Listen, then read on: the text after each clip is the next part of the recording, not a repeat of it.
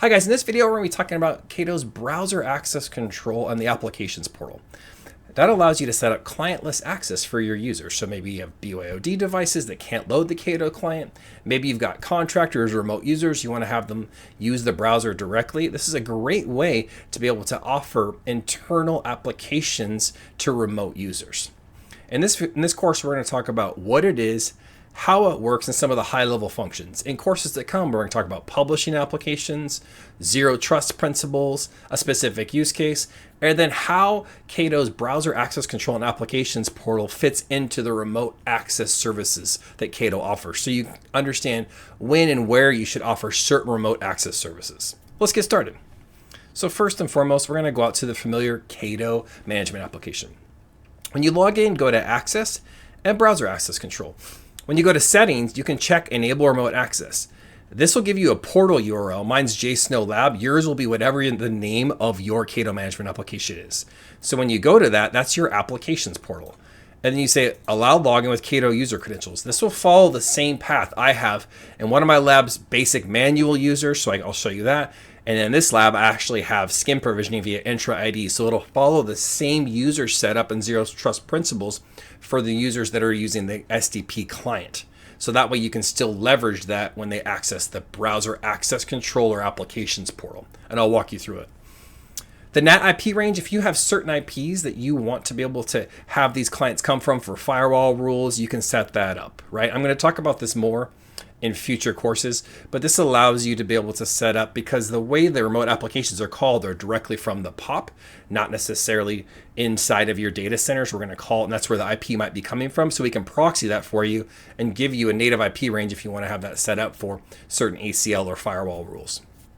Allowed domains. So if you want to be able to configure the domains that are allowed to authenticate to the portal, you can do that here. So you can type in the allowed domains of this is the ones that are allowed to authenticate. Adds a little more security to it. You don't have to fill those in, but it allows you to have a little more security on who's allowed to connect there.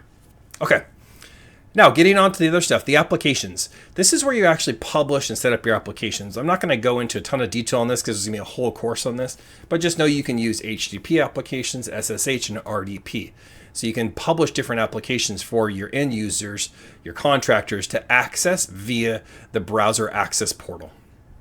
The access policy, and I'm going to talk about this more, allows you to control access given zero trust principles to what you actually can access from an application perspective when you log in.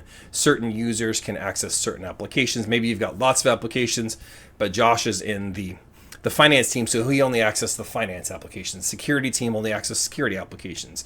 You can use this access policy to be able to dictate that what shows up in the applications portal when you log in. Okay, so now let's take a look at what the application portal actually looks like. So let me go out to one of them here.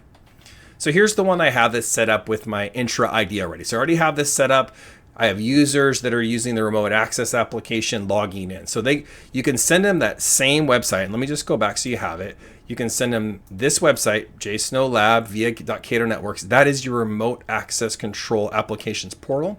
That's this website here. I click Azure.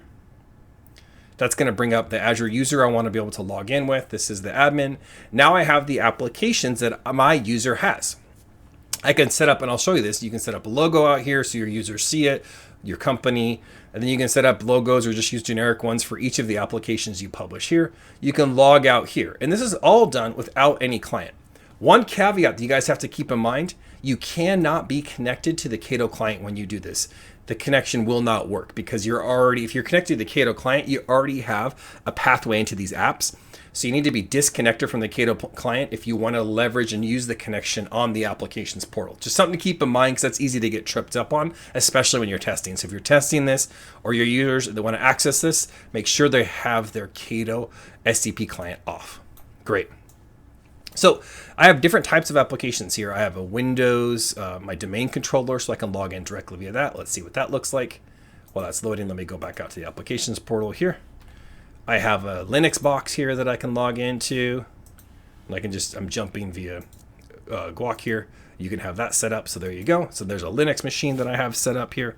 Great. And then now I can go back out to, let me go back out to the applications portal. And then I have like an SSH box here. So you can go straight to an SSH box if you wanted to. So that is just an SSH. So just automatic SSH. I can do it all straight here from the browser. And so let me go back out here and show you the Applications Portal. And I can go directly into a Windows 11 machine if I wanted to. And so this is a Windows 11. Now it's logging into that desktop right now. So this is just a new one I spun out for lab.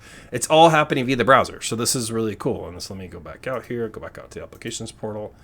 And then this is actually a web server. So this is a web server. It's only accessible internally. So if you want to publish HTTP apps, you can do that. So this web server happens to be accessed internally. I have the Applications Portal communicating to that, and it's presenting that via the web. Great. So you can be able to access any number of things here. So this is my domain controller, for instance, so I can make changes in there, make authentication changes, this is that. So you have any number of applications that you can log in directly from the application portal. No client needed. Once it's published, you authenticate your users associated with those applications. Very powerful way to be able to offer BYOD contractors access into the applications they need access to without having to load any clients whatsoever. So bring your own device scenarios, contractors, remote access, temporary access. This is a great solution for that. All right, so in summary, let's just go back and talk about, we talked about setting up the browser access control. You go over to settings, enable browser access. There's your portal. You can set up the security for NAT IP or domains if you wanted to. I'm going to go over to a next course of applications and access policy, but you get an idea of what that is. And then we went over the actual applications portal. Let me go back out and show you that. So this is a great way to get introduced to it. Future courses, we're going to talk about publishing and some of the forensic pieces. All right, guys, thanks so much. I hope this was helpful.